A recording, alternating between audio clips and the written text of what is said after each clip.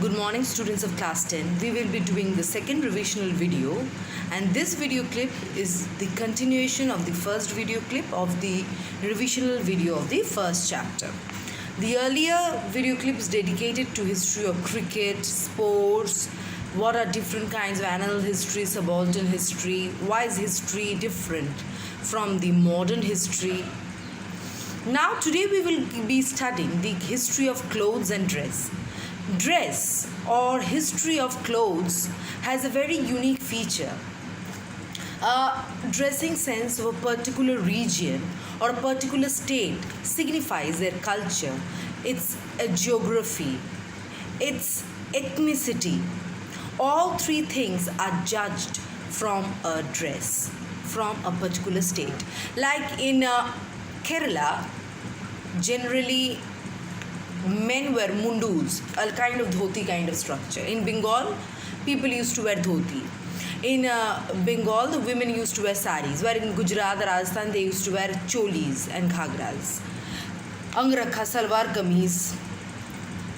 All this and Brahminical style of sari was firstly originated from the Tagore family, who first influenced that women could also wear sari like they wear today, with one pleat on the left shoulder.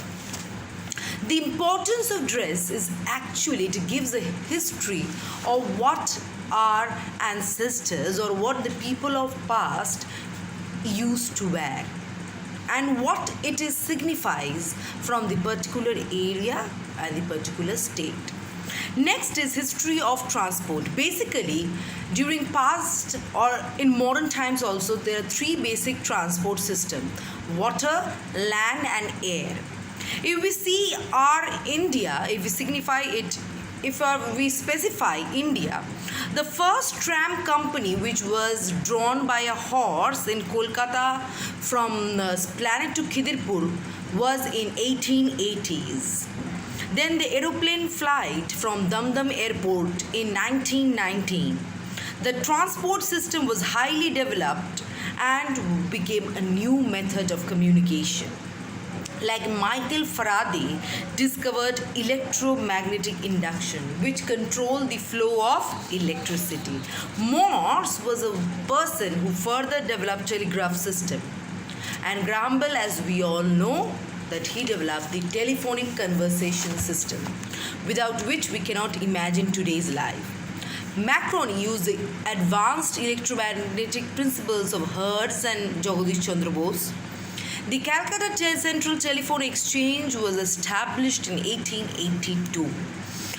So with this we come to know that internet, the mobile facility that we are using today, the radio, the TV, all these have its origin in the past. Because of them, we enjoy all the gadgets which we are using thoroughly and we are enjoying its benefits. Next is history of visual arts. If we go through the history of visual arts, we will find that long ago in past, visual art was first perceived in the Renaissance artists Michelangelo, Leonardo da Vinci and Raphael. Mona Lisa, which was a famous Leonardo da Vinci's creation, was a portrait of a wife of noted businessman of Italy. The Medici and Flemish Berger families of Italy commissioned painters. Commissions mean they used to sponsor, they used to give money for the painters to flourish. Louis XIV also set up the Academy of Art, where the artist would be able to flourish. Messrs. Bourne and Shepherd was the first photographic institution in Calcutta. It is an important one.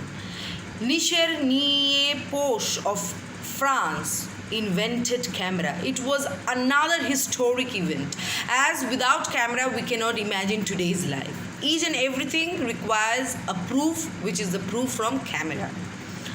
Calcutta School of Industrial Art, Government Art College, Photographic Society of Bengal in 1856 were established. As we know by its name that it gave a part of art to flourish.